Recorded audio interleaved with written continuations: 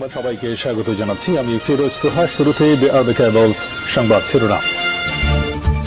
বাংলাদেশের সর্বশেষ গুরুত্বপূর্ণ আপডেট সংবাদে আপনাকে স্বাগত। শুরুতেই সংবাদ শিরোনাম, পরে বিস্তারিত। শুরুতেই জানিয়ে দিব, ঢাকাকে বিরক্ত না করতে দিল্লিকে বার্তা দিবে মার্কিন যুক্তরাষ্ট্র। মার্কিন অর্থ দপ্তরের সহকারী আন্ডার সেক্রেটারি ব্রেন্ট নেইম্যানের নেতৃত্বে মার্কিন একটি শক্তিশালী প্রতিনিধি দল আগামী শনিবার ঢাকায় আসছেন। তারা দিল্লিকে হুঁশিয়ারি করবেন, শেখ হাসিনার আমলে যেভাবে ঢাকাকে বিরক্ত করতেন, অর্থাৎ শেখ হাসিনার উপর চেপে বসেছিল দিল্লি, এবার যেন ঢাকাকে আর বিরক্ত না করা হয়। এ কারণে নরেন্দ্র মোদীকে কঠোর বার্তা দিবে যুক্তরাষ্ট্রের এই প্রতিনিধি দলটি।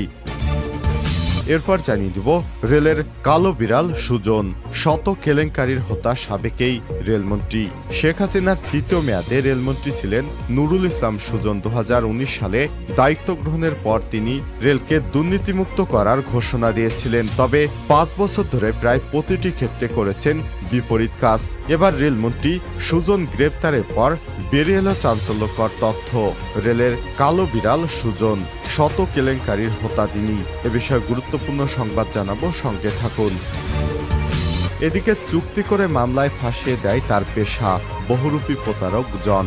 আয়ের দৃশ্যমান কোনো উৎস নেই তার, তবুও চালচলন এবং দিনযাপনে বিলাসিতার ছাপ। ঘোরেন দামি দামি গাড়িতে, রাস্তায় বের হলেই তার গাড়ি ঘিরে থাকে অনুগতদের মোটরসাইকেলের বহর। কেউ তাকে চেনেন ডিবি কর্মকর্তা হিসেবে, আবারও কারো কাছে তার পরিচয় পুলিশ অফিসার। আইন শৃঙ্খলা রক্ষাকারী বাহিনীর সোর্স হিসেবেও পরিচিতি পেয়েছেন তিনি।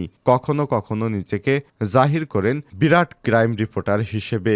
বহুরূপী এই প্রতারকের নাম ABM মাহমুদুল বসরি ওরফে জন। প্রতারণার মাধ্যমে যাকে তাকে মামলায় ফাঁসিয়ে অর্থ হাতে নেয়, যার মূল পেশা ছিল শেখ হাসিনার আমলে। জানাবো বিস্তারিত, সঙ্গেই থাকুন।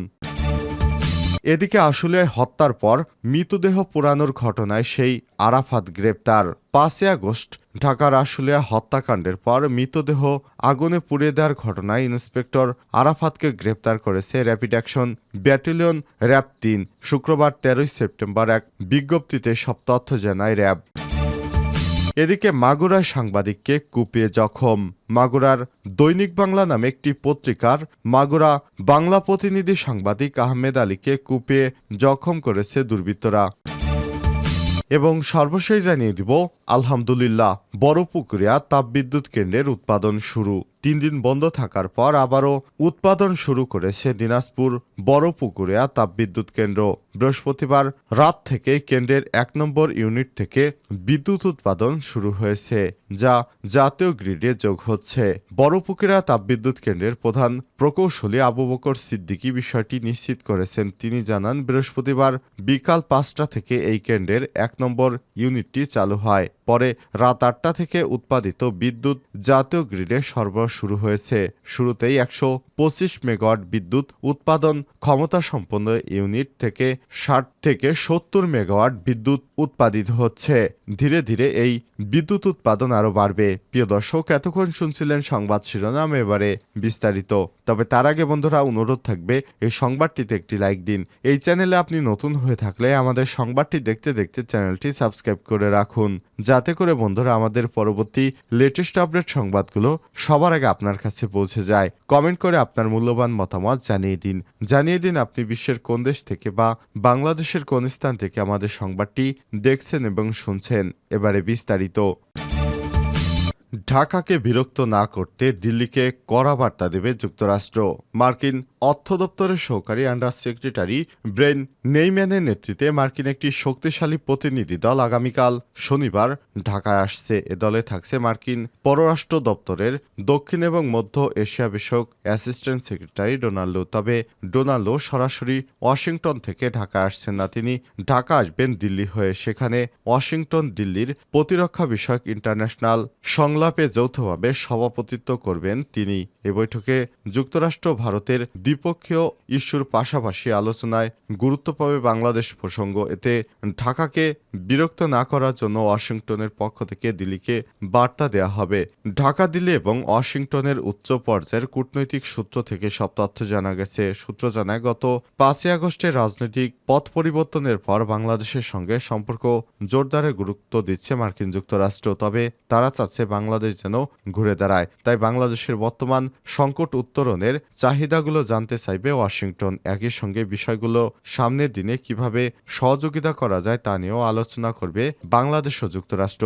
যুক্তরাষ্ট্রের একজন কূটনৈতিক জানান, সার্বিক প্রেক্ষাপট মাথায় রেখে সাজানো হয়েছে প্রতিনিধি দল। নেইম্যান এবং লু ছাড়াও এ দলে থাকছেন মার্কিন উন্নয়ন এবং সংস্থা USAIDর এশিয়া বিষয়ক ডেপুটি অ্যাসিস্ট্যান্ট অ্যাডমিনিস্ট্রেশন অঞ্চলি কোর সহ কয়েকজন। আগামীকাল 14ই সেপ্টেম্বর প্রতিনিধি দলটি ঢাকা আসবেন। 16ই সেপ্টেম্বর তাদের ঢাকা ছাড়ার কথা রয়েছে।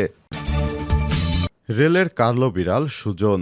শেখ হাসিনা তৃতীয় মেয়াদের রেলমন্ত্রী ছিলেন নুরুল ইসলাম সুজন। 2019 সালে দায়িত্ব গ্রহণের পর তিনি রেলকে দুর্নীতিমুক্ত করার ঘোষণা দিয়েছিলেন। তবে 5 বছর ধরে প্রায় প্রতিটি ক্ষেত্রেই করেছেন বিপরীত কাজ। ওই সময়ে একের পর এক কেলেঙ্কারিতে জড়িয়েছে রেলপথ মন্ত্রণালয়। অনিয়ম, দুর্নীতি আর ক্ষমতার চরম অপব্যবহার মিলিয়ে নুরুল ইসলাম সুজন নিজেই রেলের কালো বিড়াল হয়ে উঠেছিলেন। রেলপথ মন্ত্রণালয়ের কর্মকর্তারা বলছেন, নুরুল ইসলাম সুজন দায়িত্বে থাকা অবস্থায় রেলের রাজধানী করতে চেয়েছিলেন নিজ জেলা পঞ্চগড়। করোনায় সুরক্ষা সামগ্রী কেনাকাটার তদন্তে অভিযুক্তদের পদোন্নতি দিয়ে তিনি কাছে নিয়েছেন। কাছের লোকদের দিয়ে নানা সুবিধা, অনিয়ম এবং দুর্নীতি হালাল করেছেন নিজ ক্ষমতা দিয়ে। রাজনৈতিক বিবেচনায় ঠিকাদারদের পরামর্শ প্রকল্প গ্রহণের সায় দেয়া নজির রয়েছে অনেক। তিনি নতুন নতুন প্রকল্প হাতে নিতেন এবং সেখান থেকে কোটি কোটি টাকা বিদেশে পাচার করতেন।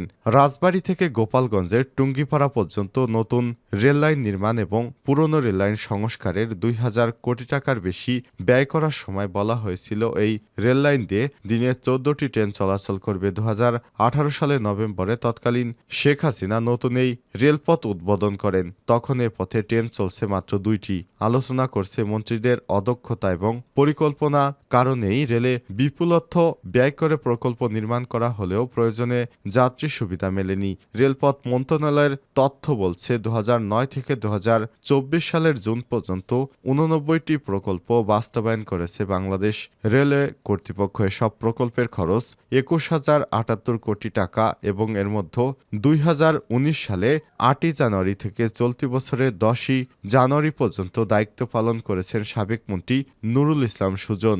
মন্ত্রণালয় সূত্র থেকে জানা গেছে 2018-19 সালে রেলের লোকসান ছিল 1,751 কোটি টাকা। 2020-21 অর্থ বছরে সংস্থাটির লোকসান গিয়ে দাঁড়ায় 1,700 কোটি টাকা। 2021-22 অর্থ বছরে সংস্থাটি লোকসান হয়েছে 2,000 কোটি টাকা। 2022-23 অর্থ বছরে রেলের আয় ছিল 1,783 কোটি টাকা। ব্যয় হয়েছে 3,307 কোটি টাকা। টানাই অর্থ বছরের লোকসানের পরিমাণ ছিল 1,524 কোটি টাকা। সবকিছু সুজনের মেয়াদ জুড়ে লোকসানের বোঝা নিয়ে চলে গেছে রেল। চুক্তি করে মামলায় ফাঁসিয়ে দেয় তার পেশা। আয়ের দৃশ্যমান কোনো উৎস নেই, অথচ চুক্তি করে মানুষকে ফাঁসিয়ে বিভিন্ন মামলায় ফাঁসিয়ে দিয়ে তিনি হাতিয়ে নিয়েছেন লক্ষ লক্ষ টাকা। চলতি বছরের 19শে মার্চ বেসরকারি আশা বিশ্ববিদ্যালয় ছাত্রলীগের সহসভাপতির পদ বাগিয়ে নেন তিনি। কিন্তু আওয়ামী লীগ সরকারের পতনের পর বহুরূপী এই প্রতারক হাজির হয়েছেন নতুন রূপে। বনে গেছেন বিএনপির একনিষ্ঠ সমর্থক হিসেবে। বিএনপির বড় নেতাদের সঙ্গে তোলা ছবি আজকাল শেয়ার করছেন সামাজিক যোগাযোগ মাধ্যমে। এ নিয়ে চলছে মুখরোচক আলোচনা। কে এই জন? শেরপুর জেলার ধোবারচর গ্রামের আব্দুল বারেক এবং মমতাজ বেগম দম্পতির সন্তান ABM মাহমুদুল বনশ্রী ওরফে জন। এর আগে তিনি ডিবি পুলিশ বা বিভিন্ন পরিচয় দিয়ে মানুষকে মামলায় ফাঁসাতেন। এবার তিনি আবার শেখ হাসিনা পালিয়ে যাওয়ার পর বিএনপির নেতাদের সঙ্গে সেলফি তুলে তিনি বিএনপির একনিষ্ঠ কর্মী বলে দাবি করছেন। এ বিষয়ে বিএনপির হস্তক্ষেপ করা উচিত বলে মনে করছে সুশীল সমাজ। আসলে হত্যার পর মৃতদেহ পোড়ানো সেই ঘটনার মূল হোতা আরাফাত গ্রেপ্তার। 5ই আগস্ট ঢাকার আশুলিয়ায় হত্যার পর মৃতদেহ আগুনে পুড়িয়ে দেওয়ার ঘটনায় ইন্সপেক্টর আরাফাতকে গ্রেপ্তার করেছে র্যাপিড অ্যাকশন ব্যাটালিয়ন র্যাব 3। শুক্রবার 13ই সেপ্টেম্বর এক বিজ্ঞপ্তিতে এই সব তথ্য জানায় র্যাব। এতে বলা হয়েছে বৃহস্পতিবার 13ই সেপ্টেম্বর রাতে রাজধানীর আফতাবনগর থেকে আরাফাতকে গ্রেপ্তার করা হয়। এর আগে একই ঘটনায় অভিযোগে গত 2 সেপ্টেম্বর রাতে 10টার দিকে শাহজালাল আন্তর্জাতিক বিমানবন্দর থেকে ঢাকা জেলার অতিরিক্ত পুলিশ সুপার নিউমারির পুলিশ সুপার পদে পদোন্নতিপ্রাপ্ত আব্দুল্লাহ হিল কাফিকে গ্রেপ্তার করে ঢাকা মহানগর গোয়েন্দা পুলিশ ডিবি। প্রসঙ্গত, বৈষম্যবিরোধী ছাত্র আন্দোলনে ছাত্র জনতার আন্দোলনে সাভার আশুলিয়ায় 18 জুলাই থেকে 5ই আগস্ট পর্যন্ত পুলিশের গুলিতে নিহত 75 জন। গুলিবিদ্ধ হয়ে হাসপাতালে চিকিৎসা নিয়েছেন 4.5 শতাধিক মানুষ, যাদের অনেকেই চিরতরে পঙ্গু হয়ে গেছে। এদিকে গত 30 আগস্ট সারাদিন একটি ভিডিও সামাজিক যোগাযোগ মাধ্যমে ব্যাপক ভাইরাল হয়েছে। ভিডিওটি আশুলিয়া থানার সামনে ভবনের 2য় তলা থেকে ধারণ করা হবে বলে প্রাথমিকভাবে ধারণা করা হচ্ছে। ভাইরাল হওয়া 1 মিনিট 14 সেকেন্ডের একটি ভিডিওতে দেখা যায় পুলিশের একজন হাত এবং একজন পা ধরে ভ্যানে একটির পর একটি লাশ নিক্ষেপ করছে। এর আগেই ভ্যানে লাশের স্তূপ করে পাহাড় সমান লাশ উঁচু ছিল, সেখানে তাঁবু দিয়ে ঢেকে দেওয়া হয়েছিল। সর্বশেষ লাশটি তুলে একটি ব্যানার দিয়ে সেটিও ঢেকে দেওয়া হয়। এরপরে পুলিশ সদস্যদের উপস্থিতি সেখানে দেখা যায়। ভিডিওটির 1 মিনিট 46 সেকেন্ডের একটি পোস্টে দেখা যায় স্থানীয় ধামসোনা ইউনিয়ন সভাপতি প্রার্থী 7 নম্বর ওয়ার্ডের মেম্বার প্রার্থী আবুল হোসেনের সেই পোস্টার দেখে নিশ্চিত হওয়া গেছে ভিডিওটি আশপাশের স্থান হচ্ছে সাভারের আশুলিয়া।